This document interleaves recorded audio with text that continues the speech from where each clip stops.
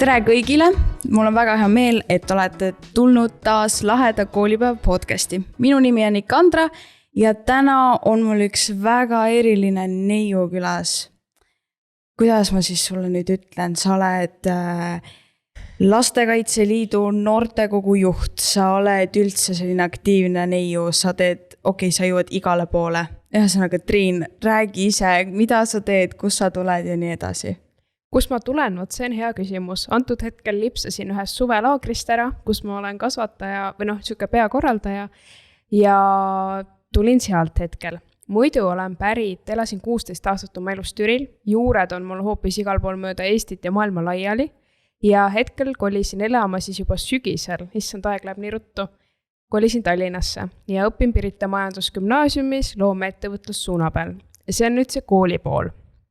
Aga tegelikult siis justkui mida ma nimetan selleks tööeluks ongi kõik need organisatsioonid, igasuguste projektide korraldamine, et sellest kõigest me saame täna lähemalt rääkida, aga peamiselt hetkel olen pidama jäänud tõesti Lastekaitse Liidu noortekogusse, aga kõrvalt teen väga erinevaid asju, näiteks olin eelmises koolis ehk siis Türi põhikoolis 3 aastat õpilasesinduse president, tegime erinevaid sündmuseid, et on niimoodi ridurada pidi läinud, aina enam enda potentsiaali avastanud, näiteks hetkel juhin ka ühte noortesaadet raadios, just meie 2 aastat hakkabki läbi saama, et hästi huvitav seiklus on olnud, aga ma usun, et selle kõige põhiline osa on väärtused, ehk siis ma hästi kindlalt usun seda, et hästi oluline on tõesti see, et sul on oma põhimõtted paigas, näiteks mul on areng, et pidevalt peab parem käima, siis igaühel on oma lugu, et loomulikult ma vaatan näiteks Andrale praegu peale ja mõtlen, et no jaa, ta võib olla täitsa tark, intelligentne, aga ma ei tea, mis su lugu on, sest et sina oled ju elanud enda elu ise, mina ei ole sinu elu elanud, ma olen ainult praeguses hetkes sind, et kõik need asjad ja samuti, mis võib-olla kogu aeg on minuga kaasas on olnud teadmine sellest, et igaühel on ka oluline see, et tal on paigas konkreetsus, ausus ja läbipaistvus. Kui ma korraldan mingit töötuba, siis osaleja jaoks peab olema arusaadav, mis seal on, kus see tuleb ja miks ta on. Ja just see läbipaistvuse pool, et mitte ainult see, et miks sa seda teed, vaid ka kõik rahastused ja muu selline, et kui see läbipaistev ei ole, siis mille jaoks üldse midagi teha. Ja siiralt usun seda, et iga noor või laps on just kui särama hakkamist ootav noor täht. Issand, selline sissejuhatus praegu, et sa issand. Aga tõesti, Triin on minu meelest üks väga särav inimene ja mul on alati väga hea meel vaadata näiteks Instagramist, mida sa teinud oled. Ja arvestades seda, et ma alles hiljuti nägin, kuidas sa panid Instasse vist 10. klassi lõpetamise mingid pildid, eks ju? Ja. Siis ma jäin mõtlema nagu appi. Ta lõpetas alles 10. klassi ja mida kõike sa jõudnud oled teha. Aga võib-olla tegelikult tahaks lähemalt teada saada, kuidas sa sattusid sinna Lastekaitse Liidu noortekogu juhiks? Kuidas sa sinna radadele üldse sattusid?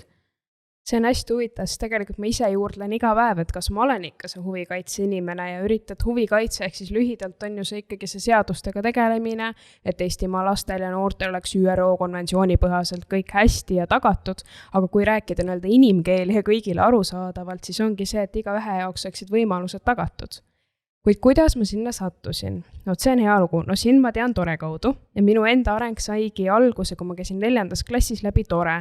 Läksin suvekooli, tegin seal erinevad koolitused läbi, järsku olin ise juba enda koolis üks juhendajatest, tegin töötubasid suvekooli meeskonnas, nüüd olen isegi seal pesapea olnud, et ta on niimoodi ridurada pidi läinud. Ja tegelikult Tore ongi just kui see alusfundament olnud, kus ma nägin, ma olin muidu sükene tasane väike tütarlaps, kes tahtis õppis hästi viied puhtad, siiamaani enam vähem. Ja selline, ikkagi teeme kõike ja oleme.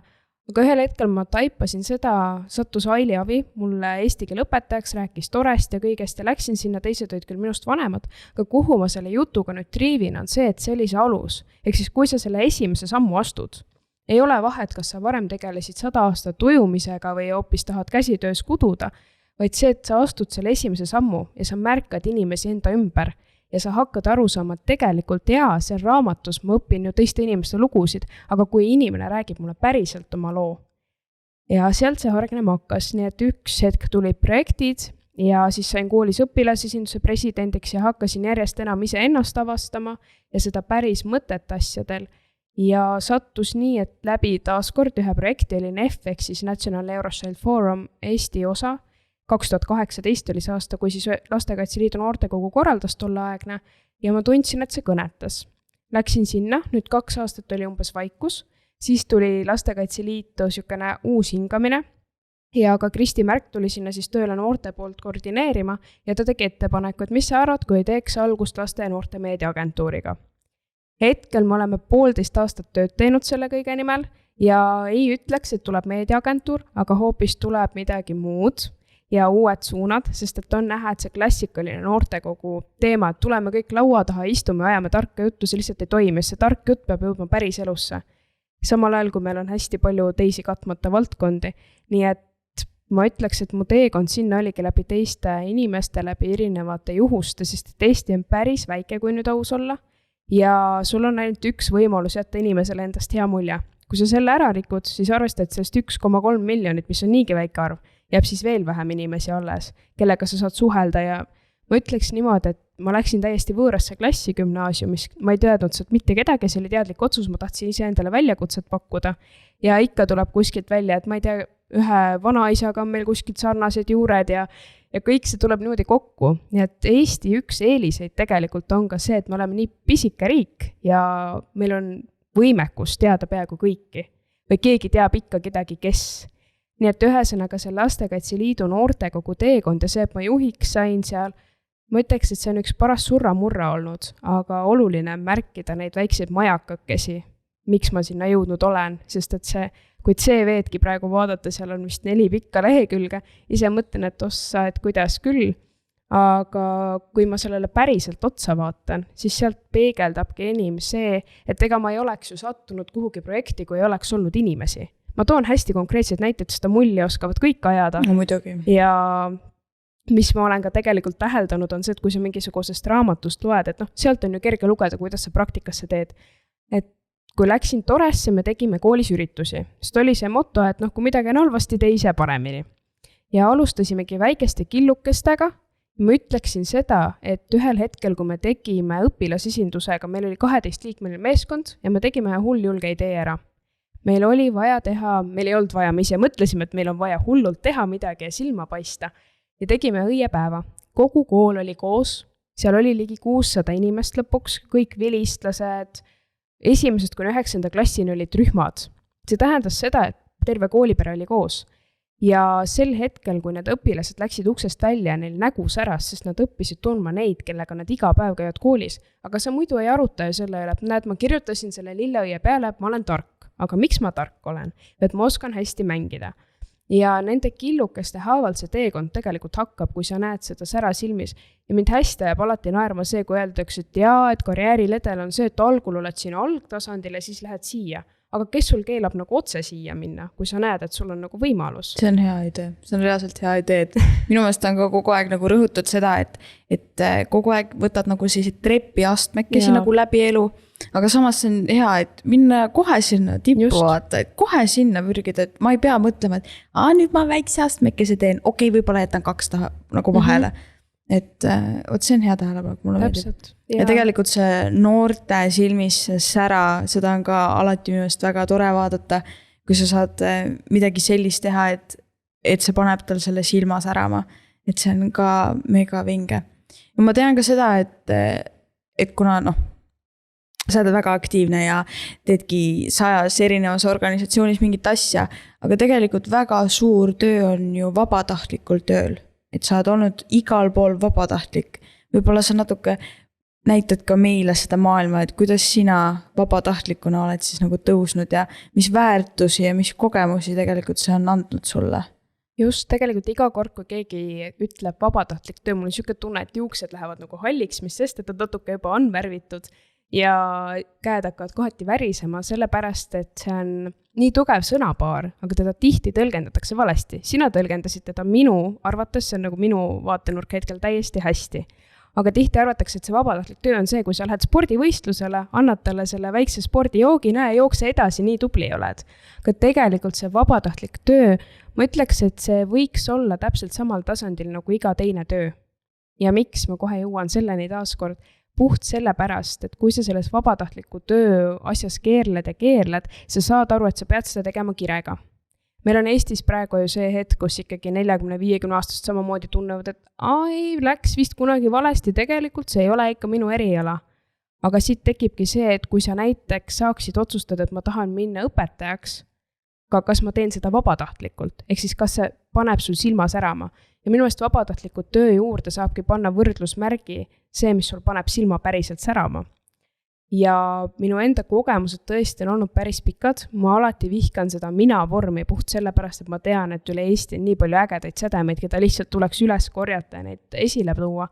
Aga võib-olla, mis seda kõike ühendab või kust ma teinud olen või miks ma teinud olen, siis vabatahtlik töö hõlmab endas ikkagi seda, et kui sa lähed kuhugi organisatsiooni, oletame, või sa lähed mingile sündmusele, siis sa leiad sealt inimesed, kelle kaudu sa saad edasi minna. Jah, ma ei poolda onupoja poliitikat ja seda ma olen alati ka kõigile öelnud, et see peab olema puhtalt isikuomaduste põhjal, et sa kuhugi jõuad ja miks sa jõuad.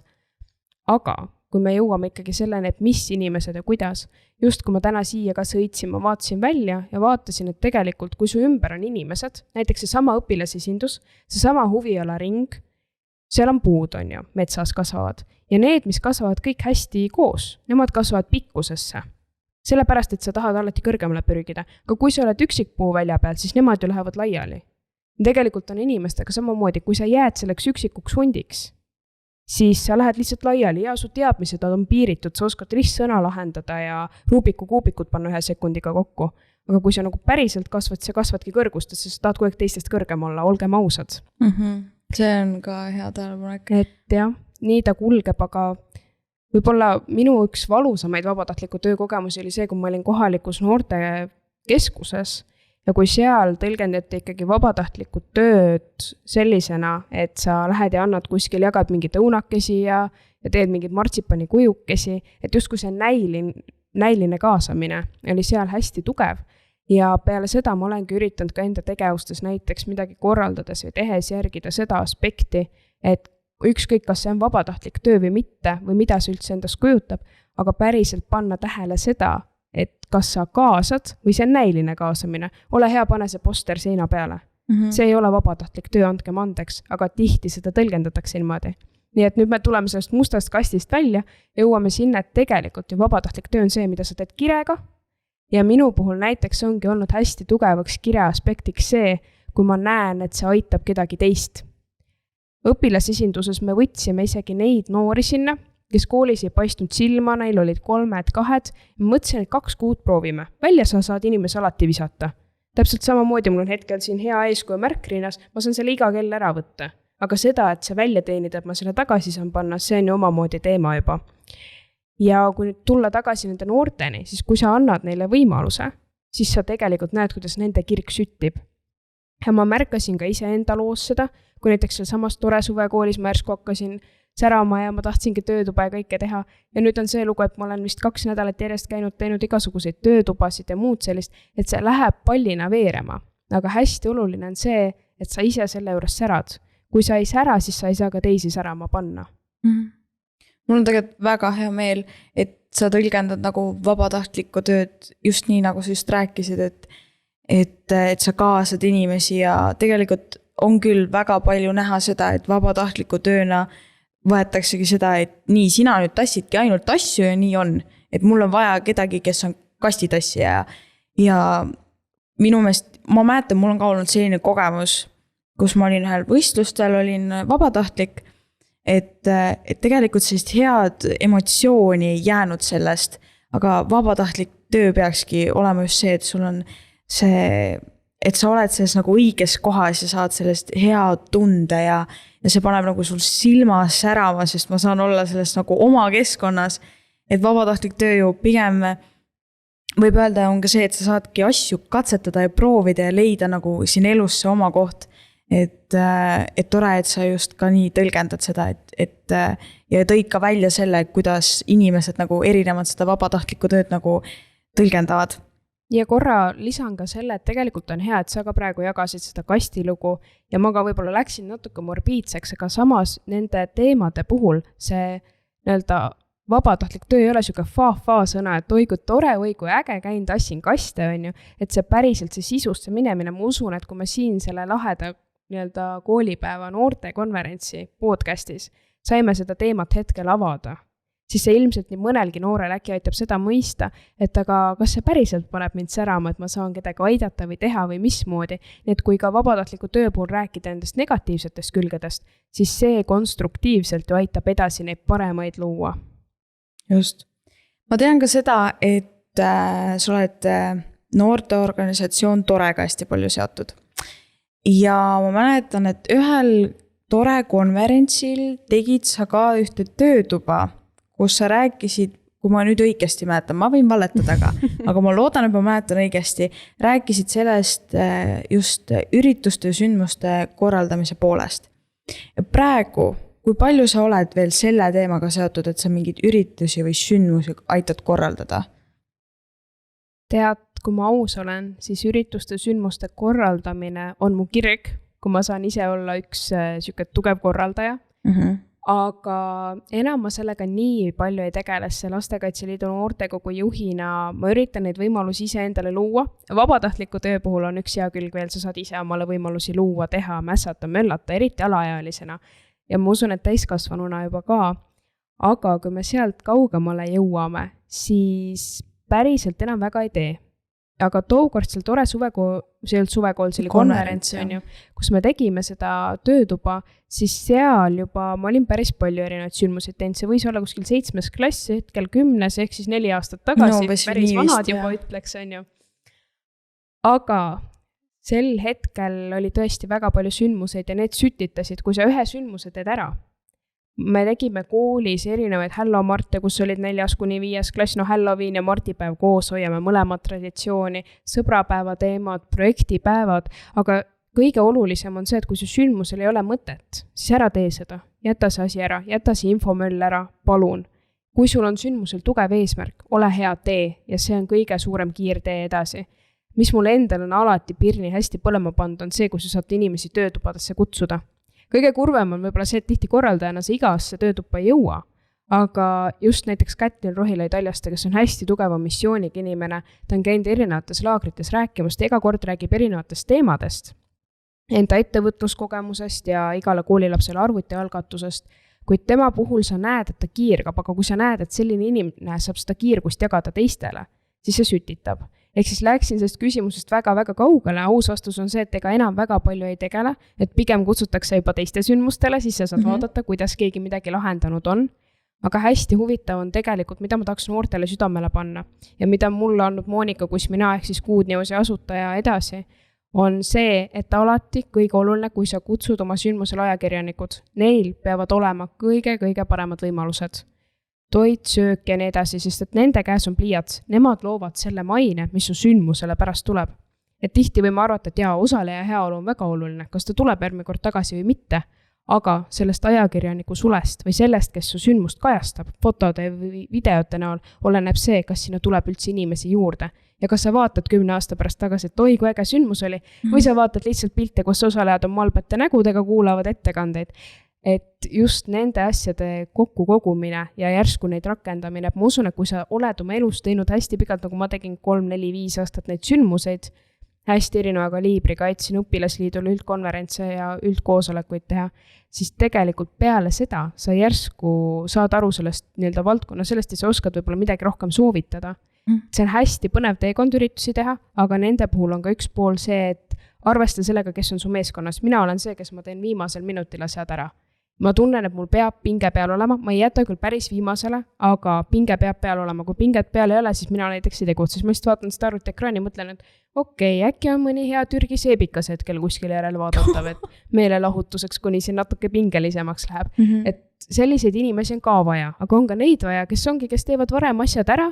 Mina olen see, kes just tahab nagu pigem need asjad varem ära teha, et mul on see nagu see kindlustunne. Jaa. Et kui nagu läheb sellise viimase minuti peale, siis ma tunnen, et võib-olla see pinge on minu jaoks nagu liiga suur. Just, aga see ongi hea, kui sul on meeskonnas vaata mõlemad sorti, et need ülesanded, mis sa tunned, et see viimane öö või midagi, et loomulikult kõike, kui sa peakorralda, siis sa pead mõlemat haldama. Õnneks see on ka käpas enam-vähem juba. Aga just see tunne, et kui sul on see pinge peal, aga samas on oluline mõista neid, kes vajavad aega. ja hästi tihti on noorteürituste puhul mul kurb kõrvalt vaadata seda, kui sa näed, et see meeskonnajuht, olgu ta noorsootöötaja, huvijuht, kõige parem on, kui ta on noor ise. Noored ise oskavad väga hästi planeerida, aga siinkohal panekski täiskasvanutele südamele selle, et kui võib-olla täiskasvanu eeldab, et tema on ürituseks koordineerija, noored on paadis nii äge, siis kaasa neid päriselt ja isiksuse põhjal. Ja ma mäletan ka põhikooli aeg oli, siis ma sain endale koolis sellise nagu hüüdnime, väike huvijuht. Siis mäletan, et minu klass oli ka selline aktiivsem ja me aitasime ka igasuguseid asju nagu koolis korraldada ja tegelikult need olid ühed vingemad kooliaastad üldse, need olid, ma arvan, vist oli ka mingi 7.–9. klass äkki ja need on kõige eredamalt mul meeles, mida me tegime, kuidas me isegi need väiksed asjad, mingid toolide tassimised, laudade tassimised, isegi need olid toredad, sest nagu see meeskond oli juba nii vinge ja tegelikult kõigile nagu meeldis teha ja huvijuht oli sellist positiivsust ja kõike täis ja talle täiega meeldis, kuidas nagu noored askeldasid. Et paljudes koolides on tegelikult minu meelest ka see, et huvijuht nagu tahab ise teha või nagu oma sellist joont ajada, et temal on ka nagu seda vabatahtlikku tööd vaja just näiteks selliste asjade tassimisel, aga just nagu sellist kaasamist, et mõtleme koos ja teeme koos, et seda päris palju tegelikult ei ole. Et peab ikka väga selline, ütleme nii, et halb on võib-olla öelda hea huvijuht, aga võib-olla just sellist inimest, kes tahab noortega nagu jagada. Seda inimest on vaja ja hästi tugevalt mina olen küsinud, eriti viimastel aastatel erinevate koosolekute ja laudade taga, kuna ma olen kokku olnud nüüd ligi 13–15 organisatsioonis. See kuni tuleb sellest, et lihtsalt mingisuguste asjadega tekib see, et ma ei mäleta seda aega, kui ma olin seal 3.–4. klass, et mida ma siis veel tegin, kuna sealt see pillerkaar hakkas justkui pihta või kuidas Ameerika mäed või midagi sellist ägedat, mis siia sobiks praegu klišeena. Ja hetkel ma loomulikult osades olen edasi, et ma ei ole neid vahetan nii palju, aga niimoodi aegade jooksul on. Kuid nende huvijuhtide kõige koha pealt tegelikult ei ole asi ainult huvijuhis, asi on ka tegelikult suuremal tasandil noorte kaasamises. Kas me küsime, mis te arvaksite, kui juba tegu on tehtud, me küsime, mis te arvate, siis kui on alles otsustusprotsess. Ja see kaasamine, hästi palju olen viimasel ajal kuulnud seda, et see ongi noorte kaasamine raske. Aga tegelikult, kui see ise raskeks mõelda, siis see ongi raske. Iga asjaga on ju niimoodi, et ma praegu vaatan ka sulle näiteks silmadesse, siin räägin enda lugu või üldse seda, et kuidas miski, võib-olla ma loodan, et see podcast kedagi aitab. Ja kui ma vaatan, ma mõtlen ka, et okei, teda vist nagu kõnetab, vahepeal naerab, muigav, aga otseselt ma ei tule ju seda sinult küsima, aga hästi osavalt tulebki siin snorgeldada ja vaadata, kuidas su jutt läheb. Ja ma usun, et seda oskus saab igaüks endast treenida. Siin tuleb ju mängu analüüsi oskus. Kui palju me koolis analüüsi teeme, see on varjatud kujul, kui palju öeldakse, et koolis me ei õpi palju asju. Tegelikult õpime, aga varjatud kujul ja sa pead ise oskama mingisuguseid asju seal nügida ja nükata ja susata vahepeal. Sest näiteks raamatuanalüüsid. Ja paljudele ei meeldi lugeda, see on arusaatav, aga ole hea, vaata film ära. Jah, sa ei pääse sellest lugemistestist läbi ja sa pead nagunii selle Kalevipoja läbi lugema, anna andeks. Aga kui sa vaatad kas või selle filmi ära, sa õpid oma elus asju seostama. Mul oli just 2 nädalat tagasi kus ma vaatasin telekat, ma muidu väga ei vaata. Üks hästi armas film tuli. Ühest perekonnast, kellel oli siis ema oli ära surnud ja siis see mees ja laps kolisid teise linna. Hästi selline armas, võib-olla romantiline, aga ta oli kuidagi nii armsalt tehtud, et siis oli see õpetaja, kes lapsele sattus ja see isa ja nad üritasid selle lapsele õpetada seda, et armastus saab näha ka vikerkaartes. Ja see oli nii, see ei ole kuidagi seotud mingisugust ühingute ja kõige muu sellega, vaid see oligi lihtsalt asi ilmastiku nähtuses kui vikerkaares. Ja see lugu jutustati kuidagi nii armsalt, et see kõnetas, ehk siis nende analüüsi asjade märkamine. Hiljuti lugesin ka ühte head raamatut sellest ühest naisest, kes oli viljatu ja kuidas ta selle kõigega toime tuli. Väga huvitav teema praegu noorte podcastist, aga tegelikult sel hetkel ma õppisin märkama enda ümber neid inimesi, kes võib-olla ongi oma elus väga muserdunud, aga sa ei tea mitte kunagi seda põhjust. Sa ei tea, miks ta 50-aastasena kibestunud on või miks ta sulle just praegu midagi sellist nähvas, et sa oled ju noor, ise tead, mis sa teed. Et kõikide nende killukeste kokkutoomine, et võib-olla see näide oli natuke liiga kardinaalne, aga samas kui ka inimene tuleb tänaval vastu, et märgata seda või mõelda.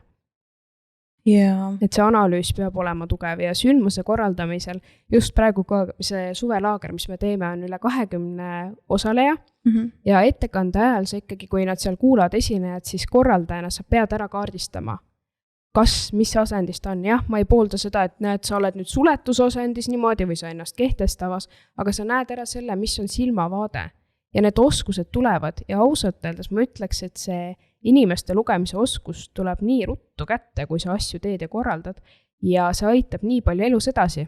See aitab kas või sellega, kuidas sa õpetajatega suhtled, kui sul on näiteks selline olukord, et sa pole aktiivse elu tõttu kooli ammu jõudnud, tahad töid järele teha, aga kuidas sa seda teed või kuidas sa lähed, kas sa lähed lihtsalt, et ma olen nii aktiivne ja tubli, et mis mõttes sa ei lase, vaid sa lähed ja räägid rahulikult, niimoodi sujuvalt, et need oskused tulevad.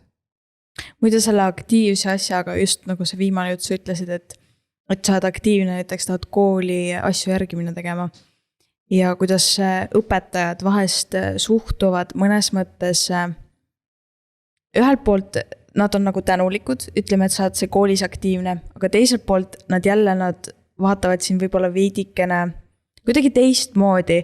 Mul isiklikult on olnud selline kogemus, kus mu oma klassijuhataja ütles, et miks sa siin koolis oled. Ma mõtlesin nagu, et mis mõttes, et ma tahan õppida, ma tahan ennast arendada, mõnes mõttes mul on vaja näiteks neid pabereid, et näiteks ma olen lõpetanud selle põhikooli. Ja siis ta oli, et sul ei ole niikuinii vaja nagu õppida, et sa tegeled selle huvitegevusega. Et miks sa õpid? Ja mul on nii meeles, kuidas ta nagu ütles seda, et sa proovid sinna kooli minna või? Mine jah, seal on see huvitegevus nagu nii suur, et sa niikuinii õppida ju ei taha. Et nagu selline võib-olla sildistamine tookord oli minu jaoks nagu võib-olla veidi liig, et see õpetajate suhtumine on ka nii erinev. Ma ei tea, miks ma seda rääkima pidin, aga mul nii kuidagi tuli see meelde, et see suhtumine nii õpetajate õpilaste vahel. Kõik tuleb kohe välja öelda, kui midagi tuleb nende asjade poolt. Tõesti, mul on nüüd 2 erineva kooli kogemus ja eelmises koolis ma nagu, selles mõttes, et tegin ka koolis asju, gümnaasiumis mõtlesin, ma esimene aasta uhkan kogu sellest õpilasesinduse asjast ja vaatan, kuidas seal üldse asi käib. Sa ei saa minna võõrasse kohta oma seaduseid tegema, vaid sa pead vaatama, kuidas seal miski sujub ja siis sa saad hakata muudatusi sisse lükkama. Mitte muudatusi, vaid alati on kaval öelda, mida saaks veel paremini teha või mida saaks arendada edasi. Et näed, see on hea idee, aga äkki pöörame seda natuke siiapoole, et siis tuleks ju see lisavõnge ka sisse. Hästi kavalad nipid, aga eelmises koolis ka oli hästi huvitav see, et ma lõpetasin 9. klassi kiituskirjaga, aga mul oli 254 puudumist kogu aasta jooksul. Ossa poiss. Ja oligi niimoodi, et õppisin kodus, mingis mõttes see karantiin oli justkui kingitus, sest lõpuks hakati mõistma ka neid õpilasi, kes käivad koolis ja sa õpid ja teed, aga sa saad kiiremini asjad valmis. Sa saad iseseisvalt õppida. Ja minu puhul oligi see, et ma õppisin põhikoolis vähemalt ja niimoodi, et ma õppisin kodus need asjad ära õhtul, teadsin, mul on järgmine päev vastama, ma lähen kooli järgmine päev ja ma tegin need asjad ära, ma sain puhta 5. Aga samas oli mingite töödega see, et kui ma tegin seda koolis, mul jooks juhe kokku, sa elad kogu aeg selle kooli elu sees. Kogu aeg sa oled justkui kinni, sest minu meelest ongi kõige parem edukalt õppimise nipp on see, et sul peab olema tasakaal. Täpselt see, mis näiteks mina olen enda jaoks leidnud selle, et töö eraelu kool. Igal nädalal peavad need olema tasakaalus, aga näiteks kui eraelu jooks ei jää keset nädalat aega, siis ma võtan selle ajaga siis reede õhtust, laupäevast, pühapäevast tagasi. Ja need asjad tasakaalus hoides, ma ütleks, et see viib palju rohkem sihile. Ma loomulikult ei saa rääkida nendest, kes ongi harjunud õppima, see ongi okei, et nad elavadki olümpiaadid, võistlused ja see on väga hästi. Aga sel juhul ikkagi, ma arvan, kui sa tahad täisväärtuslikku elu elada, siis ei aita ainult tervislik toitumine, vaid terviklik eluviis. Et hästi huvitav on jah, et see toidupüramiid ja kõik arvatakse, et see on õnne alus. Õnne alus on igaühel erinev, aga terviklik eluviis on ju tegelikult see, mis sind edasi viib. Sest see söök on, ma ütleks, sel juhul teisejärguline asi. Kui sa tunned, et sul on lähedased, et miski paneb sind särama, koolis sa pidevalt arened, sa aju mõttetöö. Ja kui nüüd õpetajatena jõudes gümnaasiumis, ma enam ei tunneta näiteks seda õpetajate poolset väga suurt kriitikat, et pigem on just see, et nad võtavad seda justkui enesest loomulikuna. Et justkui tundub, et kas siis on koolide vahe või mõnes mõttes ma ei usu, et on koolide vahe, et pigem on see, et mismoodi sa ka ise neid asju võib-olla esitled, presenteerid, et ka see pool, et neid on hästi palju erinevaid lükkeid, aga sellist lugu ma veel ei olnud kuulnud, nagu sa ütlesid. Et sa võid ju seda huvitegevust teha, aga tegelikult kool ikkagi annab sulle mingi tasandi. Põhikool on oluline vundament. Sealt tulevad ju ka kõik inimsuhted ja draamad ja mis sinna pubeka aega nii-öelda jäävad. Et vabatahtlikus töös ikkagi peame me ju kõik oluliseks seda, et sul on see kirg, mis särama paneb. Ka võib-olla koolis sa mõne õppeaine näol saadki aru, et okei, ma ei taha, et see võtame mingi organisatsioon X, et see organisatsioon X, see mind väga ei kõneta, nagu näiteks bioloogia. Ja sa saad aru ja sa saad luua seoseid, et see seoste loomine, see tuleb väga-väga kasuks. Sa mainisid, et sa oled vist umbes 15 erinevas organisatsioonis olnud ja mässanud ja teinud, aga ütle mulle, kust sina saad selle motivatsiooni ja selle inspiratsiooni, et ma tahan nüüd veel midagi uut. Kus see tegelikult sul üldse alguse sai? Okei, 4. klassis sa läksid sinna Toresse. See oli ainult alus. See oli alus, aga kus sa kogu aeg said seda motivatsiooni, inspiratsiooni, issand, mul läks juba keel sõime. Kus sa said seda nagu, ma tahan teha, ma tahan katsetada, ma tahan näha, et kus sul tuleb selline sisemine jõud, kus sa võtad selle? Ma ei saa öelda, et see on nagu kapsavahe lehe alt leitud vahe sealt kuskilt niimoodi. Ma ütleks, et see tegelikult tuleb hetkedest, sest et esimese asjana tulevad meelde hetked. Kui sa kirjutasid mulle, et kas ma tuleksin rääkima, siis sa kirjutasid eile ka, et räägi mõni naljalugu. Ja siis ma ei mõtlema, et ühtegi konkreetselt sellist naljalugu ei olegi, sest et on mingid hetked, kus sa lihtsalt purskad naerma täiest hoost ja sa naeradki. Ja hiljem need asjad ei tundu üldse nii lõbusad. Et neid on loomulikult, aga kui nüüd jõuda sinna, et mis siis päriselt särama paneb, ma tunnen, et need inimesed, kellega ma kohtun ja need võimalused, mis tulevad, need tegelikult sütitavadki. Sest kui ma läksin ka Kesk-Eesti Tre raadio noortesootes Kress, mis on 16 aastat olnud, iga 2 aasta tagant vahetatakse siis nii-öelda koosseisu. Ma läksin sinna katsetele. Ma olin oma koolis juba tehtud nimi, õpilasens president ja tegin organisatsioonides. Ja see oli Paides, ehk siis Türi Paide 10 kilomeetrit, sealt üks Järvamaa kõik. Läksin sinna laua taha ja ma teadsin sealt ainult ühte inimest. Meid oli 10 kokku seal katsetel.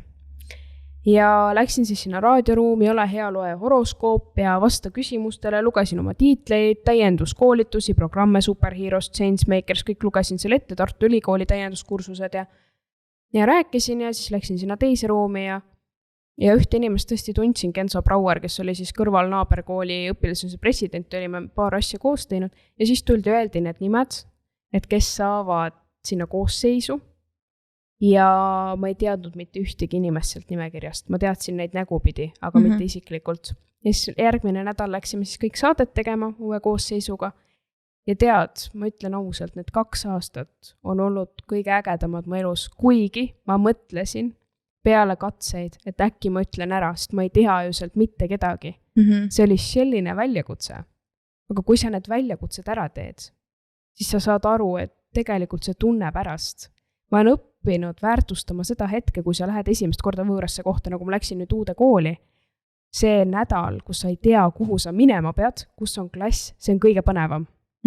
Sellepärast, et see tunne, kui sa justkui mitte midagi ei tea. Ja nüüd on nagu vana kala, aga ma justkui naudin neid uusi hetki, kus ma ei tea veel mitte midagi. Kui ma ka Jüri Ratase töövari olin siin, kui ta veel peaminister oli 2 aastat tagasi, 9. siis ausalt öeldes ma nautisin päeva esimest osa, sest see oli uus. Ja kui sa oled justkui kogu elu olnud käivitaja, see mootor, mis justkui taha põli kogu aeg ja teha midagi, siis ma ütleks, et kui ma oleks mootor, siis ma ei ole autospetsialist, aga võtame selle vanakooli auto, mitte elektriauto, minu õliks on need inimesed, kes tulevad igalt poolt. Need särasilmad, kellega ma pärast tulen siia vestlema, need särasilmad, keda ma saan aidata koolitada, edasi anda, ja see küsimuste küsimine selle kõige puhul. Ja ma ütleks, et kui näiteks tegime koolitust ja tuli välja, et üks laagrile on olnud nüüd 2 nädalat minuga, samal koolitusel olen teinud, siis ta küsis täna ühelt esinejalt, et aga miks sinu arvates pingviinid maailmas on? Et minult on 2 nädalat küsitud seda ja ma vastust ei leia, see on üks soojendusküsimus alati mul olnud tegevustes. Ja need on need hetked, kus sa saad aru, et kui sa saad kellegi teise uude olukorda panna, see kasvatab palju rohkem. Nii et ma usun, et tegelikult ma tahan kogu aeg sinna kõrgemale pürgida. Mitte ametikoha mõttes, aga selle näol, et mida kõrgemal sa oled, seda rohkem sa näed, kuidas teised arenevad. Jah, sa võid olla kalkjuht ja öelda, et mul on täiesti ükskõik, kas tema areneb, peas, et mina olen seal ajalehe esikaanel. Aga kui sina oled seal ühe korra, siis nemad saavad sind aidata võib-olla rohkem. Just sellega, et sa näed, kuidas nemad sütitavad. Sa igapäevaselt ei ole kuskil podcastis võib-olla. Igapäevaselt sa ei käi kuskil rääkimas või noortekonverentsidel. Et need, kes on su ümber, kasvata endale hea meeskond, hea tugi ja hoia asjad tasakaalus ja ma arvan, sealt see tulebki. Aga minu üliks on inimesed ja nende hoidmine ja kõige valusamad kogemused õpetajad kõige rohkem. Mul on nii hea vaadata, kuidas sul see silm särab, kui sa sellest kõigest räägid ja kas ma võin julgelt väita, et sina oled nagu siin elus leidnud nagu need oma asjad, võin ma väita sellist asja, et sa tunned, et sa teed nagu seda oma asja, võin ma öelda nii või? Ma usun, et sa võid seda öelda poole kohaga. Okei. Teeme 0,5 kohta. Elu on loodetavasti veel pikk, aga selle 17 elatud siiamaani aastaksul 17,5, ma tunnen seda, et ma avastan aina enam uusi asju kogu aeg. Ma ei oleks kujutanud ette, et ma lähen kuhugi sündmusele koolitama noori mingitel teemadel, et ma töötan ise meetodeid välja, sest need lihtsalt tulevad käigu pealt. Ma arvan, et ma veel ei ole seda päriselt leidnud, aga miks? Kõige lihtsam vastus sellele on see, et kui sa kire üles leiad, siis mida sa edasi teed? Võt see on ka hea, võt niipidi ma jälle ei ole mõelnud. Et see on kogu aeg, mille poole pürgida, ennast arendada ja kui sa niimoodi edasi lähed või ma võin nende näppudega siin viibelda öelda, et ja nii võiks teha ja nii. Aga kõige parem on avastada ise oma rajad, õppida ajaloost neid, kelle lood on kehvasti läinud ja siis sa järsku mõistad, et võib-olla mu kirg ongi see, et ma katsetan kogu aeg uusi asju, aga sa ei saa kogu aeg uusi asju katsetada, panema oled CV-sse, otsin uusi väljakutseid, ma tahan näha, mida see tööandja sulle ütleb. Okei, uus väljakutse, üks õpetaja tõi hea näite, 1 kuu oled, järgmine kuu siis ei tea või. Vaid pidevalt ikkagi ole kuskil rütmis sees, et see tema tabab võrdlust, see oli mingi suvalise jutu sees ja rääkis tunni teemad karjääriõpetusest oli, et me üldse ei puudutanud selliseid asju. Ja sellised hetked panevad mõtlema. Ja ma arvan, et mu kirg ongi see, et ma saan asju käivitada. Okei, ei ole pool kohta, terve koht on sellele, et mulle meeldib tõesti protsesse käivitada, vaadata, kuidas need jooksma hakkavad, aga kuskil süsteemis elamine ei ole minu teema. Issand, ma tunnen, ma olen kuidagi nüüd väga motiveeritud ja ma tunnen ka enda sees sellist inspiratsioonipuhangut mõnes mõttes. Aga tegelikult tulles korra tagasi siia laheda koolipäeva raamesse, siis ma tahaks küsida su käest ühe küsimuse. Küsi. Mille üle oled sina täna tänulik? Tänasel päeval. Tegelikult ma võtaks seda ajajärku täna pikalt, sest et täna on justkui see elatud elu. Homme oleks see, kui ma oleks kuskil matusel juba on ju kirstus. Kõlab hästi musta mõttena, aga täna päriselt ma olen õnnelik selle üle, kui ma saan õnne ja rõõmu paljundada. Ja see ei ole lihtsalt see nii-öelda kõik on äge, naudime reede õhtut või mingi muu selline, vaid tegelikult see on see, kui sa saad aidata kaasa iseenda arengule ja teiste arengule. Nii et ma arvan, et kõige tänulikum olen ma täna võimaluse eest, et mul on võimalik aidata kaasa Eesti laste ja noorte osas ja päriselt aidata kaasa nende arengule. Ja see on see, kus sa saad midagi paljundada. Minu eest paljundamisrõõm seal printeri juures on alati kõige suurem, sa näed, et seda tuleb. Aga mida rohkem sa saad neid lehti paljundada, siis seda enam see inimene saab panna selle lehekülje. Kas sa oled siis temaga korra vestelnud, ta saab selle panna oma eluloo raamatusse. See üks väike leheke ja kui sa seda saad iga päev paljundada iseenda lehte ja see läheb aina enam teiste raamatutesse, siis see paneb ka teistmoodi elu elama midagi ja selle üle tasub tänulik olla. Tõttes, et Riina jääb mul õppa. Need on lihtsalt kuidagi nii kuldsed sõnad ja kuidagi nii südamelähedased hetkel mulle ja mul on nii hea meel vaadata, et meie seas sa oled 17 alles. Halloo, sa oled 17 ja sul on sellised mõtted nagu täiesti lõppma hakanud praegu. Aga pidama jääda. Sest et paberit meil on vett siin, et sul vett tuleb juba nii, et... Aga mul on nii hea meel, et sa tulid, rääkisid, ma loodan, et need, kes kuulavad, vaatavad seda podcasti, et nad on sama inspireeritud kui mina ja motiveeritud, ärge teie nutma hakake. aga mul tõesti, Triin, suur aitäh sulle, et tuli. Ja teistega kohtume juba järgmises episoodis. Tšau!